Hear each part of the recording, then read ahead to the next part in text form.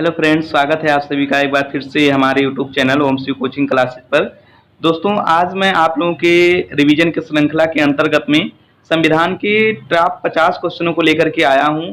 इसकी भी श्रृंखला लगभग 2 या 3 वीडियो तक चलेगी। इसमें आपको बहुत महत्वपूर्ण क्वेश्चन को मिलेंगे।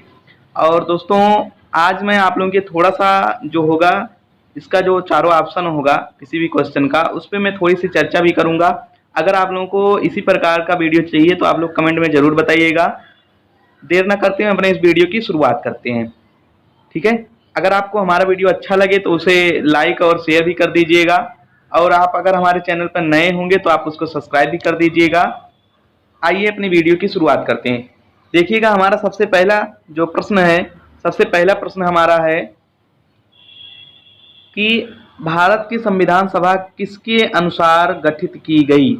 तो आपका जो यहाँ पे राइट आंसर होगा वो होगा आपका कैबिनेट मिशन। कैबिनेट मिशन आपका राइट आंसर होगा। अब देखिए, यहाँ पे आपको 4 बातें दी गई हैं, ध्यान दीजिएगा। 4 आपके ऑप्शन दिए गए हैं। सबसे पहला ऑप्शन है साइमन कमीशन का प्रस्ताव। साइमन कमीशन भारत किस लिए आया था? तो ये जलियांवाला जो बाग हत्याकांड हुआ था 13 अप्रैल 1919 को, ये उसी की जांच के लिए आया था। और इसमें सारे सदस्य जो थे वो अंग्रेज सदस्य थे। और इसकी अध्यक्षता जो की थी वो सर जॉन साइमन ने की थी। जॉन साइमन ने की थी। ये भारत में जब आता तो 1928 ईस्वी में आता, लेकिन ये 1927 में ही भारत चला आया था। तो ये था, आपको थोड़ा सा मैंने बता दिया साइमन कमीशन के बारे में। इसके बाद हमारा देखिएगा क्रिप्स प्रस्ताव। क्रिप्स प्रस्ताव जो था ये 1942 ईस्वी में आया था। कब आया था? 1942 ईस्वी में। और 1942 ईस्वी में, और गांधी जी ने इसे, क्रिप्स प्रस्ताव जो आया था, इसे पोस्ट डेटेड चेक कहा था। क्या कहा था? Post dated cheque. ठीक है, पोस्ट डेटेड इसे चेक कहा था। तो आपका क्रिप्स मिशन, आपसे क्रिप्स प्रस्ताव पूछा जाता है तो आप कितना बताएंगे? 1942 ईस्वी में। और गांधी जी ने इसे पोस्ट डेटेड चेक कहा था, या काला कानून भी आप कह सकते हो, कहा था। इसके बाद माउंटबेटन योजना है। माउंटबेटन योजना जो थी वो आपकी माउंटबेटन योजना 3 जून 1947 को लागू हुई थी। 3 जून 1947 अगर आपसे पूछा जाता है माउंटबेटन योजना तो आप बताएंगे 3 जून 1947। और कैबिनेट मिशन भारत में कब आया था? 1946 ईस्वी में। 1946 ईस्वी में ये संविधान सभा जो गठित हुई थी वो कैबिनेट मिशन के अनुसार ही हुई थी। ये इसमें 3 सदस्य आए थे। ध्यान दीजिएगा आप सभी लोग, 3 सदस्य थे। कौन कौन से? पहले आपके थे पैथिक लॉरेंस। पैथिक लॉरेंस ये कौन थे? ये भारत सचिव थे। क्या थे ये? भारत सचिव। भारत सचिव थे। इसके बाद आगे बढ़ते हैं। दूसरे कौन थे? दूसरे थे स्टेफोर्ड क्रिप्स। आप छोटा छोटा मैं लिख दे रहा हूँ, स्टेफोर्ड क्रिप्स। और ये आपके जो थे ये व्यापार बोर्ड के क्या थे? व्यापार बोर्ड के अध्यक्ष थे। व्यापार बोर्ड के अध्यक्ष। उसके बाद में तीसरे जो व्यक्ति थे वो थे ए बी एलेक्जेंडर। कौन थे? A B Alexander. ये कौन थे? ये नौसेना मंत्री थे। आपको अगर इस प्रकार का वीडियो अच्छा लगेगा तो आप कमेंट बॉक्स में जरूर बताइएगा। अगला जो हमारा वीडियो होगा हम उसी प्रकार से उसमें व्याख्या करके आपको पूरा का पूरा बताएंगे। ठीक है, तो ये आपका पहला क्वेश्चन था। पहले क्वेश्चन का आपका जो राइट आंसर होगा वो होगा कैबिनेट मिशन योजना। तो मैंने इससे संबंधित जो भी था मैंने आपको बता दिया। ठीक है, आगे बढ़ते हैं। हमारा दूसरा क्वेश्चन जो है यहाँ पे, हमारा दूसरा क्वेश्चन है कि संविधान सभा के सदस्यों को निम्न में से किसने प्रत्यक्ष रूप से निर्वाचित किया। तो यहाँ से ध्यान दीजिएगा, आपका पहला ऑप्शन है प्रांतों की विधानसभा, संघीय व्यवस्थापिका, ए एवं बी दोनों, और उपरोक्त में से कोई नहीं। तो आपका जो यहाँ पे राइट आंसर हो जाएगा वो आपका हो जाएगा प्रांतों की विधानसभा। ठीक है, आपका राइट आंसर हो जाएगा। आगे बढ़ते हैं। संविधान सभा की स्थापना कब हुई? तो संविधान सभा की जो स्थापना हुई थी वो पूरी तरह ध्यान दीजिए, संविधान सभा की जो स्थापना हुई थी वो 9 दिसंबर 1946 ईस्वी को हुई थी। 9 दिसंबर 1946 ईस्वी को हुई थी। उसके बाद में संविधान कब पूरी तरह बनकर तैयार हुआ? वो 26 नवंबर 1949। यहाँ पे आपका जो तीसरा ऑप्शन की व्याख्या होगी वो 26 नवंबर 1949 को पूरी तरह से आपका संविधान बनकर तैयार हो गया था। पूरी तरह से तैयार हो गया था। पूरी तरह से आपका तैयार हो गया था, लेकिन लागू नहीं हुआ। लागू कब हुआ? लागू हुआ आपका 26 जनवरी 1950 को। 26 जनवरी 1950 को यह लागू हुआ। वीडियो आप थोड़ा सा बड़ा हो जाएगा, उसके लिए आप थोड़ी सी दिक्कतों में आ जाएंगे, लेकिन आप कोई दिक्कत नहीं होनी चाहिए। थोड़ा सा मैं इसमें डिस्क्रिप्शन कर दे रहा हूँ इसका, बस आगे बढ़ते हैं। मतलब इसका राइट आंसर जो होगा तीसरा वाला होगा, तीसरे का जो राइट आंसर होगा वो आपका ऑप्शन नंबर बी, 9 दिसंबर 1946। आगे बढ़ते हैं। संविधान सभा के उद्घाटन अधिवेशन की अध्यक्षता किसने की थी? तो यहाँ पर ये ऑप्शन नंबर सी, सच्चिदानंद सिन्हा, ये अस्थायी सदस्यता इनकी थी, जो इन्होंने अध्यक्षता की थी ये अस्थायी थी। इसके बाद देखिए, मतलब इसमें जो आपका राइट आंसर होगा वो आपका ऑप्शन नंबर सी, सच्चिदानंद सिन्हा।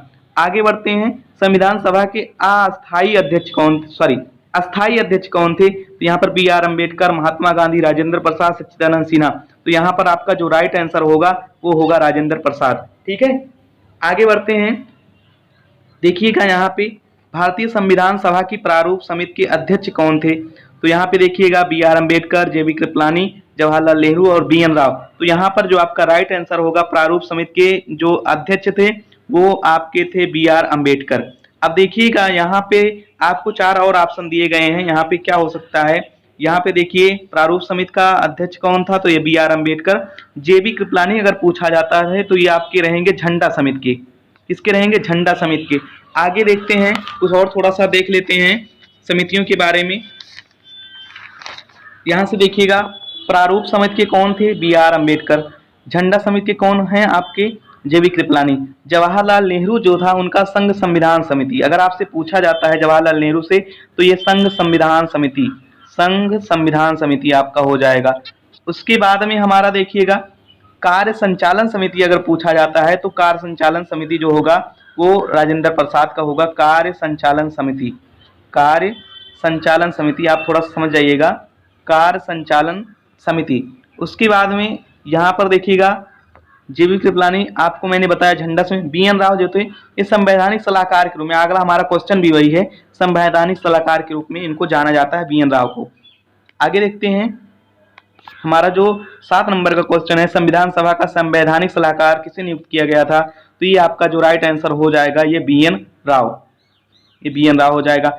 आगे बढ़ते हैं। संविधान सभा में उद्देश्य प्रस्ताव किसने प्रस्तुत किया? सच्चिदानंद सिन्हा, वल्लभ भाई पटेल, राजेंद्र प्रसाद या जवाहरलाल नेहरू। जवाहरलाल नेहरू ने क्या किया था? उद्देश्य प्रस्ताव को पारित किया था, प्रस्ताव को प्रस्तुत किया था। यहाँ पे उद्देश्य प्रस्ताव अगर पूछा जाता है किसने पारित किया तो आप कहेंगे जवाहरलाल नेहरू। आगे बढ़ते हैं। 9 नंबर का हमारा जो सवाल है, आपका क्वेश्चन है, संविधान सभा ने अंतिम रूप से संविधान को कब पारित किया? देखिए, संविधान सभा ने अंतिम रूप से संविधान को कब पारित किया? तो इसका जो राइट आंसर हो जाएगा वो हो जाएगा 26 नवंबर 1949। आपका राइट आंसर सी हो जाएगा। यहाँ पे राइट आंसर सी हो जाएगा 26 नवंबर 1949। और अगर लागू करने की बात करेगा तो आपका राइट आंसर हो जाएगा पहला 26 जनवरी 1950। आगे देखिए, पूरा यहाँ पे आगे दिया भी गया है, भारतीय संविधान किस दिन से पूर्णतः लागू हुआ? तो आप क्या करेंगे? 26 जनवरी 1950। आपका राइट आंसर सी हो जाएगा। अगर कहेगा संविधान कब बनकर तैयार हुआ तो आप कहेंगे 1949। और संविधान कब पूरी तरह से लागू हुआ भारत में, भारत गणतंत्र कब बना, तो आप कहेंगे 26 जनवरी 1950। आपका ही राइट आंसर हो जाएगा। आगे बढ़ते हैं। हमारा जो देखिएगा यहाँ पे 11 नंबर का, देखिए यहाँ पे भारत गणतंत्र कब बना, तो यहाँ पर आप राइट आंसर इसका हो जाएगा ऑप्शन नंबर डी, 26 जनवरी 1950। आगे बढ़ते हैं। भारत एक गणतंत्र है, इसका अर्थ है सभी मामलों में अंतरिम अधिकार जनता के पास है। भारत में संसदीय शासन व्यवस्था है। भारत में वंशानुगत शासक नहीं है। भारत राज्यों का एक संघ है। तो इसका राइट आंसर आपका सी हो जाएगा। भारत में वंशानुगत शासक नहीं है, जैसा कि इंग्लैंड में है। ठीक है, आगे बढ़ते हैं। यहाँ पर देखिएगा 13 नंबर का जो हमारा सवाल है, संविधान सभा द्वारा अंतिम रूप से पारित संविधान में कुल कितने अनुच्छेद और अनुसूचियां थी? तो आपका इसका राइट आंसर हो जाएगा 395 अनुच्छेद, 8 अनुसूचियां और कितने, आप ध्यान दीजिएगा यहाँ पे 22 भाग भी जोड़ लीजिएगा आप। तो ये आपका ध्यान दीजिएगा, यहाँ पे 395 अनुच्छेद, 8 अनुसूचियां, 22 भाग। आपका ऑप्शन नंबर 1 सही हो जाएगा। आगे बढ़ते हैं। भारतीय संविधान के किस भाग को उसकी आत्मा की संज्ञा दी गई? मूल अधिकार, प्रस्तावना, संवैधानिक उपचारों का अधिकार या संशोधन प्रक्रिया? तो आपका इसका राइट आंसर हो जाएगा सी। आपका इसका राइट आंसर हो जाएगा सी। आगे बढ़ते हैं। भारतीय संविधान की कौन सी विशेषता इंग्लैंड से ली गई है? संसदीय प्रणाली, संघीय प्रणाली, मूल अधिकार, मूल कर्तव्य? तो आप क्या कहेंगे? संसदीय प्रणाली। ठीक है, क्या ली गई है? संसदीय प्रणाली। आगे बढ़ते हैं, भारत में वर्तमान में भारतीय संविधान में कुल कितनी अनुसूचियां हैं? तो यहाँ पर आपका जो राइट आंसर हो जाएगा, वर्तमान में संविधान में कुल 12 अनुसूचियां हैं। ठीक है, 12 अनुसूचियां हैं। आगे बढ़ते हैं, 17 नंबर का जो हमारा क्वेश्चन है, भारत संघ में शामिल राज्यों तथा संघ शासित क्षेत्रों का उल्लेख भारतीय संविधान की किस अनुसूची में मिलता है? तो ये आपका देखिएगा, यहाँ पे जो आपका राइट आंसर हो जाएगा वो आपका प्रथम अनुसूची। अब देखिए, हमारे पास 12 अनुसूचियां हैं, उनको याद करने के लिए मैंने एक ट्रिक बनाई है। मैं ढूंढ भी रहा था, मुझे वो ट्रिक मिल भी गई है, तो मैं आप लोगों के समक्ष उसको प्रस्तुत कर देता हूं कि क्या क्या हो सकता है। देखिएगा, यहाँ पे सबसे पहले मैं थोड़ा सा आपको दूसरी जगह ले चलता हूं। यहाँ पे देखिएगा,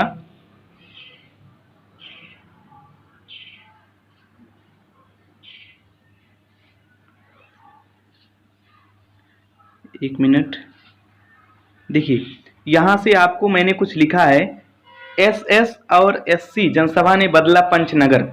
एसएस और एससी जनसभा ने बदला पंचनगर। तो देखिएगा, आप क्या कर सकते हो इसमें भैया, कि यहाँ पे देखो जो यस का मान है, यस का मान है स्टेट, मतलब क्या करोगे, राज्य और संघ शासित प्रदेशों का उल्लेख है पहली अनुसूची में। ठीक है, यस का मतलब क्या, स्टेट मतलब राज्य। ठीक है, राज्य और संघ शासित प्रदेशों का उल्लेख। यस से, दूसरे यस से इसका मतलब हो जाएगा आपका सैलरी, मतलब वेतन। आप क्या करोगे, वेतन, दूसरे में वेतन भत्ता है। तीसरा जो और लिखा गया है, ओ का मतलब हो जाएगा आपका यहाँ से ओथ, मतलब जितने भी पदाधिकारी रहेंगे वो क्या करेंगे, शपथ ग्रहण करेंगे। क्या करेंगे, शपथ ग्रहण करेंगे। उसके बाद में आपका आर से जो हो जाएगा, आर से जो होगा आपका, आर से होगा राज्यसभा में सीटों का आवंटन।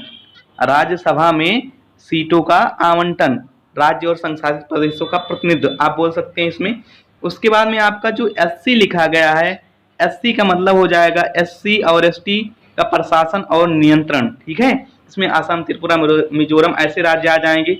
उसके बाद देखिएगा, यहाँ से जन से, यहाँ से हो जाएगा जनजातीय, सॉरी यहाँ पे जो एससी वाला था, यहाँ पे असम, त्रिपुरा, मिजोरम नहीं आएगा। एससी मतलब हो जाएगा यहाँ से एससी और एसटी का प्रशासन और नियंत्रण, एससी और एसटी का प्रशासन और नियंत्रण। जन से हो जाएगा जनजातीय क्षेत्रों का प्रशासनिक, ठीक है, प्रशासनिक जो भी वहाँ पे कार्रवाई, ठीक है, या प्रशासन आप बोल सकते हैं। तो यहाँ से जन का मतलब हो जाएगा कि जनजातीय क्षेत्रों में प्रशासन। तो यहाँ पे असम, त्रिपुरा, मेघालय ये सभी क्षेत्र आ जाएंगे। उसके बाद में यहाँ पे देखिएगा, सा से जो आपका सा है, यहाँ से संघ सूची, राज्य सूची और समवर्ती सूची के विषयों का उल्लेख किया गया है। भा से 22 भाषाओं का उल्लेख किया गया है 8वीं अनुसूची में। 8 अनुसूची हो गई ना, 1 2 3 4 5 6 7 8, जी हाँ, ये 8वीं अनुसूची है, इसमें 22 भाषाओं का उल्लेख किया गया है। उसके बाद में आपका से जो है वो संपत्ति का अधिग्रहण, क्या आप बोल सकते हो, संपत्ति का अधिग्रहण। ठीक है, संपत्ति का अधिग्रहण की विधियों का उल्लेख किया गया है। बदला से देखिएगा, यहाँ पे बदला से हो जाएगा दल बदल कानून। क्या हो जाएगा आपका, दल बदल कानून। उसके बाद में आपका देखिएगा, पंच से हो जाएगा आपका पंचायती राज, पंचायती राज। उसके बाद में हमारा नगर जो है, नगर से हो जाएगा नगर पालिका। आप ये ध्यान में रखिएगा। तो आप इसको 12 अनुसूचियों की याद कर सकते हैं, कभी गलत भी नहीं होगी। एसएस और एससी जनसभा से बदला पंच नगर। आइए हम अपने क्वेश्चन पे वापस चलते हैं। तो हमारा जो 17 नंबर का क्वेश्चन था, हमारा जो 17 नंबर का क्वेश्चन था यहाँ पे, तो इसमें जो आपका ऑप्शन होगा वो ऑप्शन आपका प्रथम वाला सही हो जाएगा, पहली अनुसूची आपकी सही हो जाएगी। आगे बढ़ते हैं। अब देखिएगा, यहाँ से अनुसूची के बारे में कुछ प्रश्न दिए गए हैं। भारतीय संविधान की तीसरी अनुसूची का संबंध किससे है? तो तीसरी अनुसूची में आप क्या करोगे, यहाँ पे आपका राइट आंसर हो जाएगा शपथ एवं प्रतिज्ञान से। तो आपका राइट आंसर शपथ और प्रतिज्ञान हो जाएगा।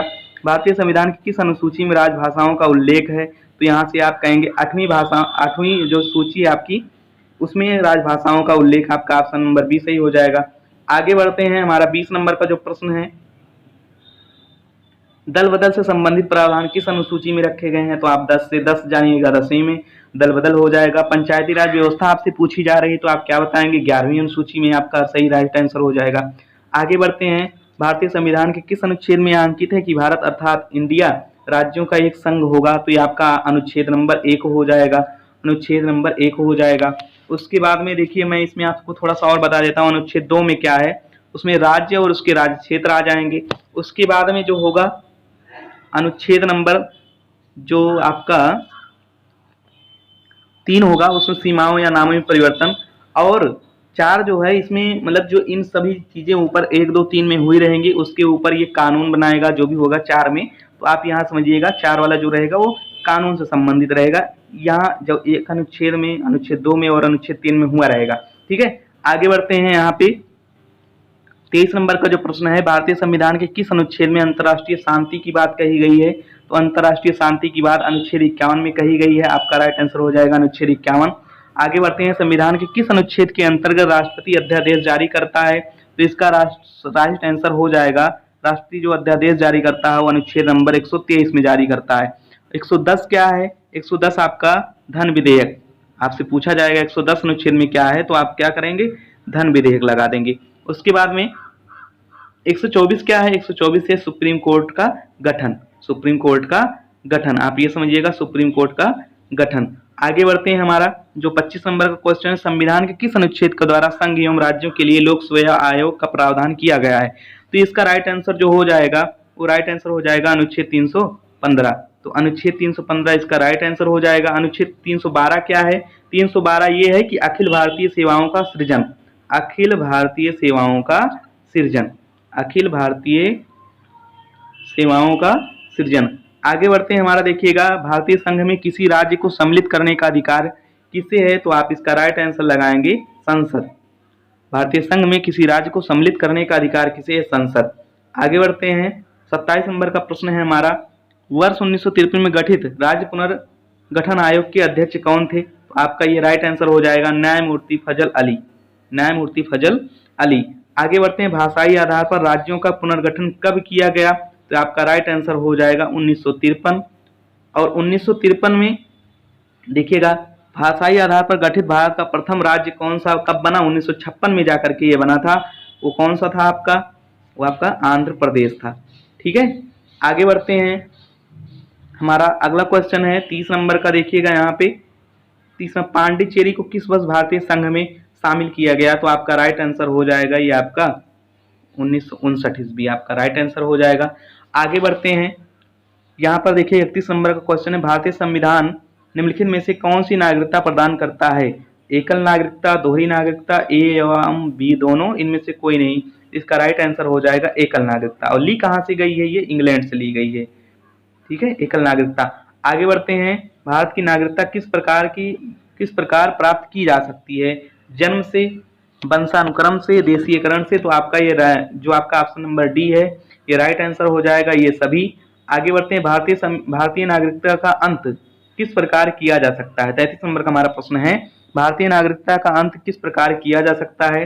तो आप यहाँ से देखिएगा, नागरिकता का परित्याग करके, ये भी सही है, सरकार द्वारा नागरिकता छीनने से, ये भी सही है, अन्य देश की नागरिकता ग्रहण करने से भी। मतलब इसका जो राइट आंसर होगा वो डी हो जाएगा कि उपरोक्त सभी प्रकार से हम लोग क्या कर सकते हैं? भारतीय नागरिकता का अंत कर सकते हैं।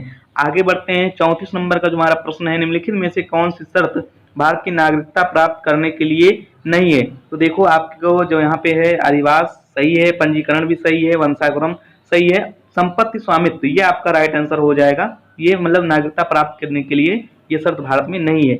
आगे बढ़ते हैं, वर्तमान में भारत में राज्य एवं केंद्र शासित प्रदेशों की संख्या कितनी है? तो आप इसको करेंगे 28 राज्य, यहाँ पे 27 है, इसको थोड़ा सा ऑप्शन इसको सही कर लीजिएगा। 28 एवं 8 केंद्र शासित प्रदेश हैं। तो ये कौन कौन से हैं? देखिएगा आप सभी लोग, दिल्ली आपका एक पहला हो गया दिल्ली, दूसरा आपका हो जाएगा चंडीगढ़, तीसरा आपका हो जाएगा अंडमान निकोबार द्वीप समूह, चौथा आपका हो जाएगा दादरा एवं नागर हवेली प्लस दमन एवं दीव, ये दोनों मिल गए आपस में, तो ये हो जाएगा 4। दादरा एवं नागर हवेली तथा दमन एवं दीव को विलय कर दिया गया है। उसके बाद में आपका लक्षद्वीप 5 हो गया, पुडुचेरी 6 हो गया, उसके बाद में जम्मू कश्मीर 7 हो गया, और ये उसके बाद में लद्दाख आपका 8 हो गया। ये दोनों 2019 से प्रभावी हैं। ठीक है, आगे बढ़ते हैं, संविधान में कल्याणकारी राज्य की अवधारणा किस में निहित है? संविधान में कल्याणकारी राज्य की राज्य की अवधारणा किसमें निहित है? तो आप इसको बताएंगे कि ये आपका 12 से यहाँ पे देखिएगा संविधान में कल्याणकारी राज्य की अवधारणा है। एक मिनट, कुछ छूट गया क्या यहाँ पे? यहाँ पे हमारा क्वेश्चन था, भारतीय संविधान में नागरिकों के मूल अधिकारों का वर्णन कहाँ से कहाँ तक है? तो आपका राइट आंसर हो जाएगा यहाँ से 12 से 35। 12 से 35 आपका राइट आंसर हो जाएगा। नागरिकों के मूल अधिकारों का वर्णन कहाँ पे है? तो 12 से 35। आगे बढ़ते हैं। वर्तमान में भारतीय नागरिकों को मूल अधिकार कितने प्राप्त हैं? तो आप इसका राइट आंसर लगाएंगे 6। पहले 7 थे, ध्यान दीजिएगा, पहले 7 थे, लेकिन 44वां संविधान संशोधन 1978 में जब यह संशोधित किया गया तो इसे विधिक अधिकार के रूप में 19F से हटा करके 300 का में रख दिया गया। कहाँ? 19 से ले जाके कहाँ पे रख दिया गया? 300 का में। और ये कौन सा अधिकार हो जाएगा? विधिक अधिकार हो जाएगा। ठीक, आगे बढ़ते हैं। आगे हमारा जो क्वेश्चन है, मूल अधिकारों को परिवर्तित कराने की शक्ति किसे प्राप्त है? तो आपका यहाँ पे जो राइट आंसर हो जाएगा उच्च एवं उच्चतम न्यायालय को। आगे है, प्रेस की स्वतंत्रता का अधिकार निहित है। तो आपका राइट आंसर हो जाएगा यहाँ पे 19 का फर्स्ट इसका राइट आंसर हो जाएगा। आगे देखिएगा यहाँ पे, संपत्ति के अधिकार को किस संविधान संशोधन के द्वारा मूल अधिकार से हटा दिया गया है? तो आपका राइट आंसर हो जाएगा 44वां संविधान संशोधन। आपका राइट आंसर कब हुआ था? ये 1978 ईस्वी में आपका हुआ था। आगे बढ़ते हैं। हमारा जो 41 नंबर का क्वेश्चन है, यहाँ से देखिएगा, हमारा जो 41 नंबर का क्वेश्चन है वो है, वर्तमान में संपत्ति का अधिकार एक प्रकार का है क्या? कौन सा अधिकार है? तो आप इसको बोलेंगे विधिक अधिकार है। कैसा अधिकार है हमारा? संपत्ति का आधार विधिक अधिकार है। किस अनुच्छेद के द्वारा 6 से 14 वर्ष तक के बच्चों के लिए शिक्षा का अधिकार मूल अधिकार माना गया है? तो अनुच्छेद आप लगाएंगे यहाँ पे 21A। आपका राइट आंसर हो जाएगा ऑप्शन नंबर डी, अनुच्छेद 21A। आगे बढ़ते हैं। यहाँ पे देखिएगा अनुच्छेद 21। अनुच्छेद 20 में क्या है? अनुच्छेद 20 में आपका ये है कि आरोपों के अगर आपके ऊपर कोई आरोप लग जाता है तो अपराधों के दोष सिद्धि का संरक्षण अनुच्छेद 20 में है आपका। 21 में क्या है? प्राण एवं दैहिक स्वतंत्रता है।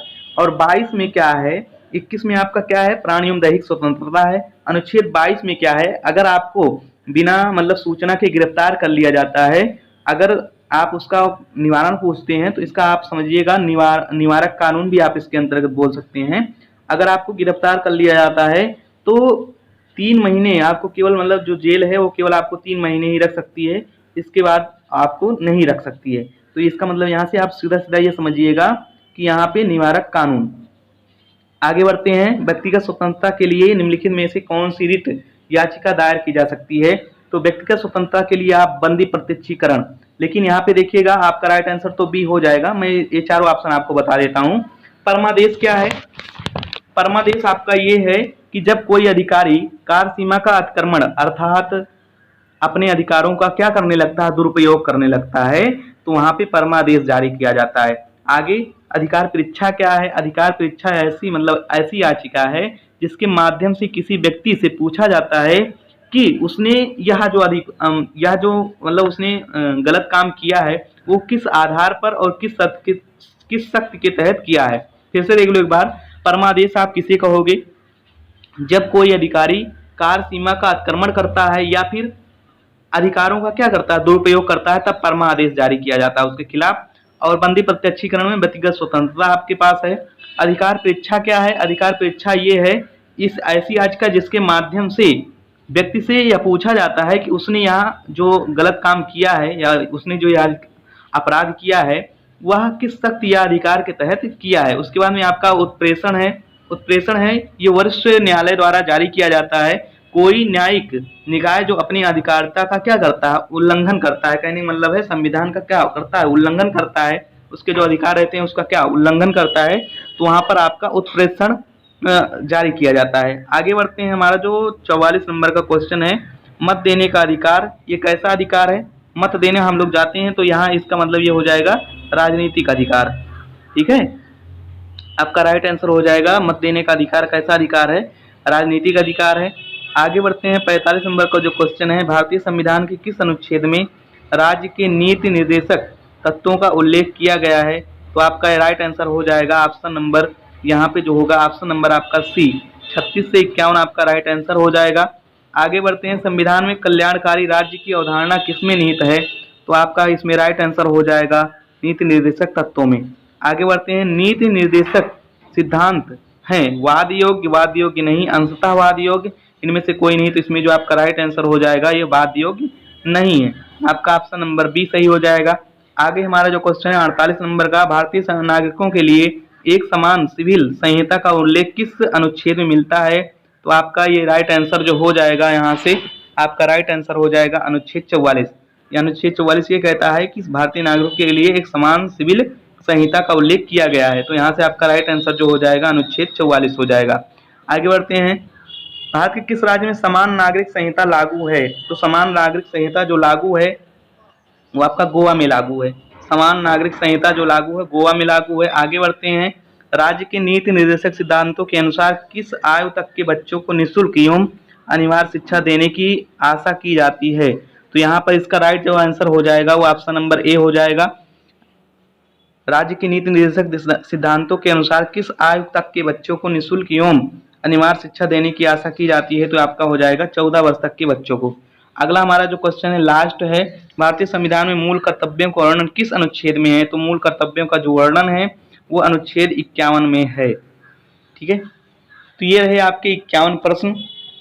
आप लोग जरूर बताइएगा कमेंट बॉक्स में कि आप लोगों को ये 50-51 जो प्रश्न हैं ये कैसे लगे, और जिस प्रकार से मैंने व्याख्या की है ये अगले वीडियो में भी आप लोगों को इसी प्रकार की व्याख्या चाहिए। इसके लिए आप लोग कमेंट बॉक्स में जरूर अपनी राय दीजिएगा, कमेंट जरूर करिएगा कि क्या मैं इसी तरीके का वीडियो बनाऊं जिससे आप लोग को थोड़ा सा और जानकारी मिल सके। अगर आप लोगों को वीडियो अच्छा लगे तो इसे प्लीज़ लाइक, शेयर और सब्सक्राइब भी कर दीजिएगा हमारे चैनल को, और इसे अपने मित्रों के पास भी भेज दीजिएगा। ठीक है, धन्यवाद, मिलते हैं।